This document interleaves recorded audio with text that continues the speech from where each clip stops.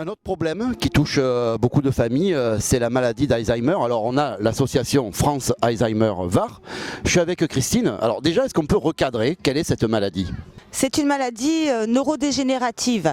Ça veut dire qu'elle commence doucement, par des petits signes qui au départ sont pas pris au sérieux, mais il va y en avoir de plus en plus qui vont devenir invalidants au quotidien.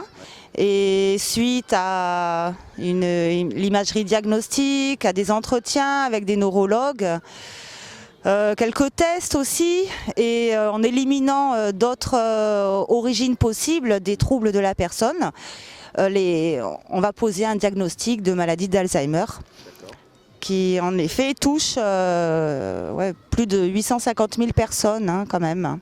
Christine, moi j'ai envie de vous demander, vous parlez de signes, alors on ne va pas alarmer, des fois on peut avoir un oubli, mais quels sont ces signes ? Parce que là ça s'adresse aux familles, donc c'est souvent les membres de la famille qui vont s'en apercevoir en premier. Oui, d'ailleurs il y a une étude qui vient de sortir là, de France Alzheimer, où il y a plus de 60% des personnes qui sont en début de maladie, qui ne parlent pas de leurs soucis à leurs proches, parce qu'en fait ils ont peur d'être une charge. Donc ça c'est important quand même à garder en tête. Ça veut dire qu'ils ont conscience quand même. En début de maladie, oui. Oui, très souvent la personne a conscience qu'il y a quelque chose qui ne va pas. C'est pour ça que quelquefois elle accepte d'aller voir un neurologue. Quelquefois non, Elle va résister pendant longtemps, la famille aura du mal à passer le pas et elle arrivera chez le neurologue à un stade modérément sévère de la maladie. Ce qui veut dire, c'est que si on la prend au tout début, est-ce qu'il y a des chances quand même de la stopper, de la guérir ? J'ose poser cette question. Alors à ce jour, non, il n'y a aucun traitement. Ce qu'on peut faire, c'est ralentir l'évolution. Donc ça passe par des thérapies non médicamenteuses, notamment l'art-thérapie, continuer à faire du sport, l'orthophonie, la kiné, voire un kiné. Après, il y a les thérapies médicamenteuses, mais en fait, c'est pas vraiment ça soigne pas la maladie. Disons que ça va ralentir l'évolution. On va parler, Christine, de votre association, puisque donc France Alzheimer maladie apparentée, vous vous occupez de l'antenne du Var, donc vous êtes chargé de rentrer en contact avec les familles, ou c'est plutôt les familles qui rentrent en contact avec vous ? Oui, les familles font le pas vers l'association, souvent lorsqu'elles sont au bout de leurs ressources, donc elles viennent chercher des réponses ou des aides possibles, avoir un panel d'aides. Après, quelquefois, au travers de ce type d'événements aussi, on peut rencontrer des familles qui n'osaient pas forcément venir vers l'association. C'est vrai qu'elles sont souvent un peu démunies quant à tous les dispositifs qui peuvent les aider. Est-ce que vous pensez que c'est toujours un sujet tabou en France ? Quand on a quelqu'un qui est touché, on n'en parle pas, on le garde le plus longtemps caché ? Alors, les mentalités ont évolué, en effet. Maintenant, on parle d'une maladie, alors que c'est vrai que même dans les petits villages, on a du mal à rencontrer les familles. Elles se cachent encore. En effet, ça reste tabou. Alors peut-être est-ce que le terme démence aussi, c'est vrai qu'on dit une démence de type Alzheimer, porte quand même la tonalité je suis fou. Bon. Ceci dit, c'est qu'un terme médical qui permet aux médecins de se repérer. Donc les familles, pour l'instant, on va dire, elles me posent encore la question, est-ce que j'en parle pas, la peur du regard. Et il y a toujours quand même, je pense qu'il y a quelque chose de l'ordre de la superstition. La première chose qu'un monsieur, le premier mot que j'ai dit, c'est « Oula, attention, ça s'attrape ».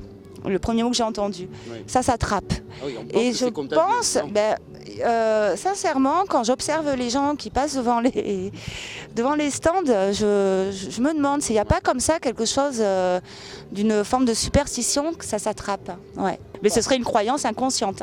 Non, Ah oui, voilà. ça ne s'attrape pas. Moi j'aurais envie de vous poser une question parce qu'on parle souvent de maladies. Moi je suis un candide, je suis comme tout le monde. On entend parler d'Alzheimer, mais qu'est-ce qui se passe concrètement ? Qu'est-ce qui se passe dans la vie après d'un malade qui est vraiment atteint ? Il a des troubles, on ne peut plus vivre normalement. En début de maladie, déjà il aura du mal à trouver ses mots, ou vous auriez du mal à trouver les mots. ou alors on vous parlera d'un personnage, et puis vraiment ça vous dit rien. Voilà, c'est déjà une difficulté d'accès à notre mémoire sémantique, à notre stock de vocabulaire aussi. Et puis ce sera votre proche qui vous dira mais tu allais faire les courses ou ce que je t'ai demandé?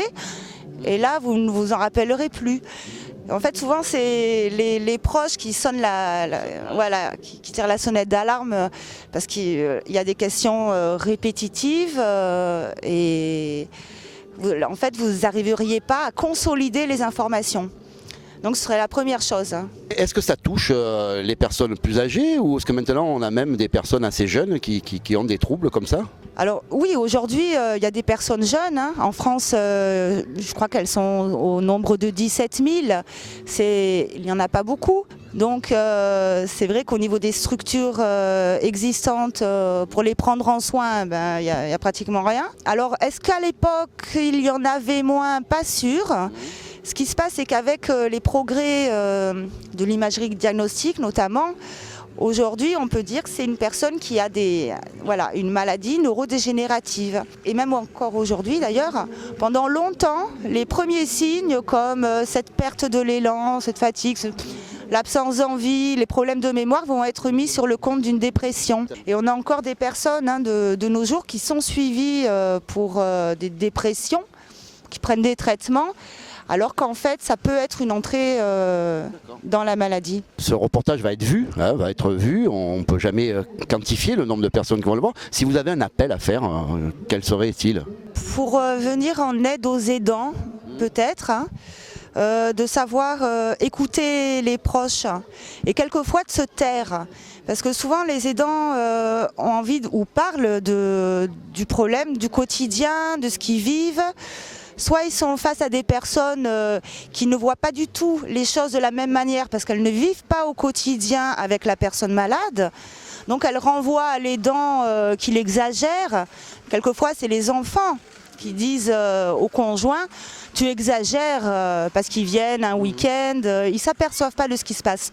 Donc s'ils veulent être plus à l'écoute, de savoir être empathique, bienveillant, de ne pas forcément aller à l'encontre de ce que ressent l'aidant dans sa fatigue, son épuisement, sa colère quelquefois. Et quand je dis savoir écouter, souvent c'est savoir se taire, ou reformuler. On est dans un environnement famille, on a aussi bien des grands-parents, des parents que des enfants. Toutes les personnes qui s'occupent de maladies, on se dit toujours, est-ce qu'il y a un moyen de prévenir, d'éviter? Est-ce qu'on peut, dès le jeune âge, qu'est-ce qui fait qu'on pourrait se protéger? Est-ce qu'il y a des choses à faire, une hygiène de vie? Je ne sais pas, je pose des questions comme ça dans le hasard, mais est-ce que la recherche a trouvé quelque chose sur ce sujet? Alors il y a beaucoup d'études à chaque fois qui sortent, donc on nous dit faites du sport. Ouais. Le sport ralentirait l'évolution de la maladie, il ne va pas l'empêcher. En ce moment, ce qui est à la mode, c'est l'huile de coco. Je sais pas, il y a des aidants qui essaient, pourquoi pas, ils donnent ça à leur... Bon, enfin là on n'est pas dans la prévention encore, on est dans limiter l'évolution. Maintenant dans la prévention, à ce jour, non, il n'y a rien. On va dire en gros, avoir une bonne alimentation, continuer toute sa vie à apprendre des nouvelles choses, à rester curieux, traiter tout ce qui est maladie cardiovasculaire, ainsi que le diabète. Donc au niveau alimentation, voilà, une alimentation riche en B, il y a des régimes qui paraissent corrects, un mélange entre des régimes pour les maladies cardiovasculaires et régime méditerranéen. Quoi qu'il en soit, la maladie apparaîtra à un moment ou à un autre. Certaines personnes d'ailleurs demandent est-ce que si j'ai fait des études, le niveau d'études joue-t-il? En fait, il semble que ça joue, on va dire, dans l'âge d'apparition des premiers troubles. Voilà, même si on a fait des études, si la maladie doit apparaître, elle apparaîtra, mais peut-être un peu plus tard, parce qu'on a une réserve cognitive qui fait que... J'ai lu que la jeunesse d'aujourd'hui, le fait qu'ils aient des jeux vidéo, l'accès à l'information très facilement avec Google, etc., ne font plus travailler leur méninge, comme on dit, et ça, ce serait un facteur qui risque d'être dangereux décennies après, quoi. Ouais. Non, j'en ai pas trop. Je sais qu'à chaque génération, il y a eu des peurs. On pensait à l'époque que les enfants seraient des crétins aujourd'hui, quoi. Enfin bon, je crois qu'il y a des peurs comme ça, le cerveau s'adapte, les enfants développent beaucoup d'autres capacités aussi, hein, avec les écrans. On va terminer sur votre association qui est basée, donc aujourd'hui vous êtes dans ce forum, on va dire, mais sinon toute l'année on vous retrouve à quel endroit? On nous retrouve à La Rode, donc au centre de Toulon, et ainsi que dans plusieurs petites villes du Var. On a des permanences un peu partout. C'est national, il y a un peu plus de 100 associations en France, oui. Et la France Alzheimer a fêté ses 30 ans cette année. La spécificité de France Alzheimer, c'est qu'il y a beaucoup de bénévoles qui ont eux-mêmes accompagné un proche. C'est ce qui fait la différence avec d'autres structures ou associations où on n'a pas ce miroir, cette empathie aussi, cette connaissance du vécu intime de ce qu'est qu'accompagner quelqu'un qui présente de gros troubles. C'était un petit peu l'orientation de ma dernière question. Quand vous avez une personne qui est vraiment atteinte, c'est-à-dire à un moment donné, elle ne peut plus vivre en autonomie. Donc là, ça crée quand même un problème pour la famille, il faut le gérer. Oui, alors soit c'est le conjoint qui prend de l'âge, qui s'en occupe, qui a du mal aussi à passer le relais, à proposer à son proche, par exemple, d'aller dans un accueil de jour, ou aller au sein d'un EHPAD 15 jours, 3 semaines pour souffler un petit peu. Les enfants, de nos jours, peut-être contrairement, là oui, il y a une différence de génération, les enfants sont souvent éloignés, ils ne sont pas forcément autour. Les filles travaillent, donc on est aussi, ils sont dans un système qui ne permet pas forcément que la famille soit toujours au plus près des parents. Merci. Voilà, c'était quelques témoignages où on s'aperçoit quand même qu'on n'est pas au bout du tunnel. Mais moi j'ai plein d'espoir pour la recherche, ceci dit. Il y a des essais qui sont faits là avec des personnes malades qui veulent bien rentrer dans des protocoles. Et voilà, il y a vraiment je pense qu'il y aura de belles découvertes bientôt. Voilà, ça fait plaisir, un peu d'espoir. Merci.